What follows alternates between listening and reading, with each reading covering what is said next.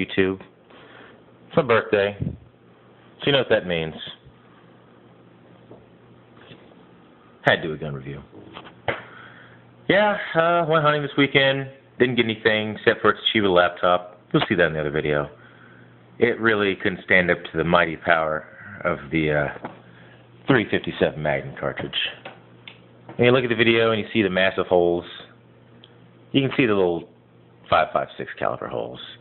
And even a few 5.45 from my buddy. But biggest holes, 357. From this 26-year-old bad boy. Yeah, I'm 26 years old too. In fact, this gun's 28 days older than I am. That's it. It's according to Smith & Wesson. Not bad. Did well. Of course, the Colt did well.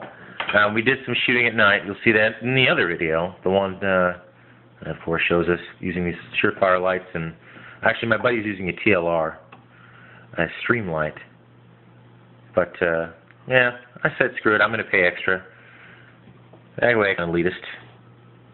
Worked out well. Oh, and so did the Smith Vortex flash suppressor. Buddy had a PWS. It didn't flash too bad. Not like his 5.45 AK-74. That thing flashed like you wouldn't believe. I'm sure some of you already know that. Aside from that, I really didn't change anything. The lights, using the iron sights at night, as long as I had the light on, you know, pretty straightforward, pretty easy. Shouldn't weigh any more than it did before. It weighed 6.8 pounds before I added that on it, so it's probably 7 pounds even now, unloaded. Took the PSA out. Took it to the range, actually, on Friday to get it sighted in, finally. And I had some issues.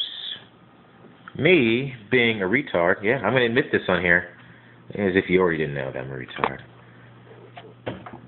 I put in a certain spring backwards. You're like, why does that matter?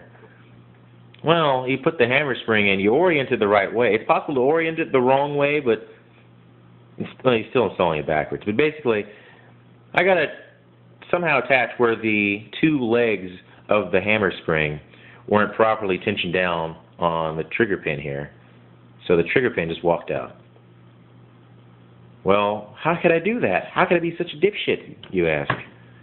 Well, guess how I did it. I read the instructions on BARFCOM. Oh, I just offended some people, didn't I? Yeah, screw BARFCOM. You know what I did to fix it? I didn't even bother looking at the website again. I just used the Colt.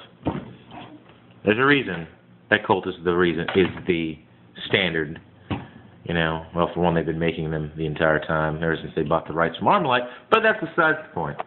They build guns, they build them to a set specification, the minimum specification that the government sets forth for our warfighters, and it works. So, I looked in the lower. As soon as I opened up the lower, I could immediately tell, wow, look at this. I'm a complete idiot. So it's not PSA's fault. It was me being a dipshit. So I fixed that, pumped a couple rounds through it on Saturday, and then a whole mess load on it, through it on Sunday. Put, let's say, about 300 rounds through it. A couple magazines. It really didn't get too hot. Well, when I say it didn't get too hot, you may remember I had MOE, or before I had these MOE handguards on, I had the PSA single heat shield black handguards. They were a little thick, which people with smaller hands would have had an issue. Me, I've got huge hands. My hands are 8 inches from, fingertip to the wrist here. So pretty big. I can get my hand around this entire handguard and still have room. Yeah, have huge hands. In case you didn't realize, I'm 6'6". This carbine's pretty basic. I didn't really change too much. I added my M16 sling here from the Colt. Carry handle from the Colt. Buttstock from the Colt. Hell, charging handle from the Colt. I don't know how long that's going to stay. I'll probably change that out to a gunfighter when I have more time, money, well, more fucks to give. How about that? I'll be honest. I got to have more fucks to give to fix that. It works. That's all that's important. It's got the H buffer from the Colt in here. The Colt currently has a H2 buffer that I ordered from VCM. So I don't know if it's a Colt or BCM item. Who knows?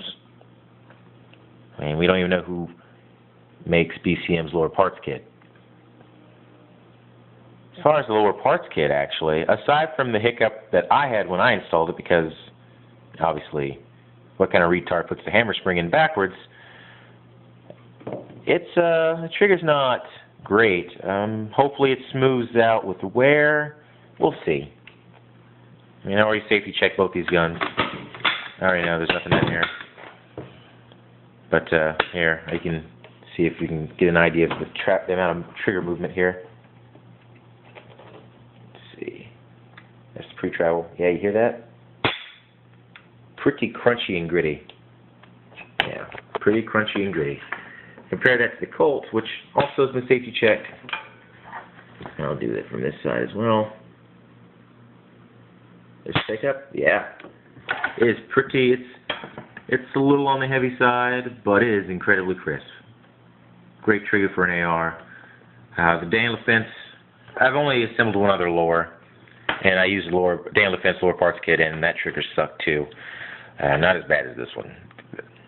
This trigger is still not as bad and god-awful as the trigger in my M&P 1522.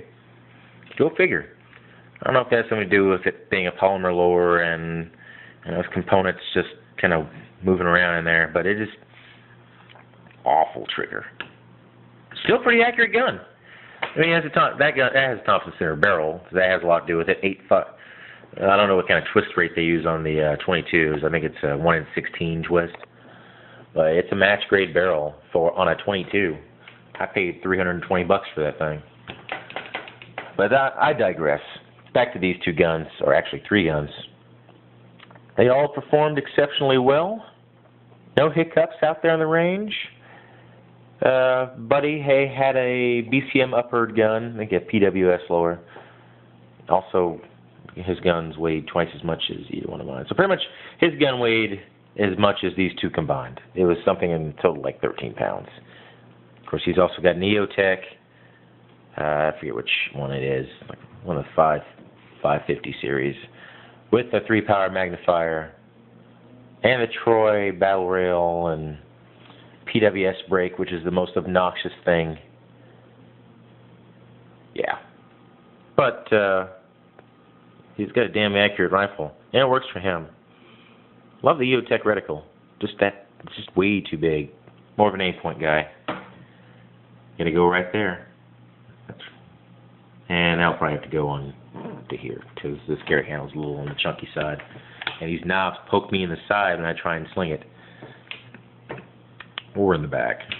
So, well, that's it. I wasted enough of your time. I sucked 8 minutes out of your life. You indulged me on my birthday, or the video I made on my birthday. Thanks, YouTube. Peace out.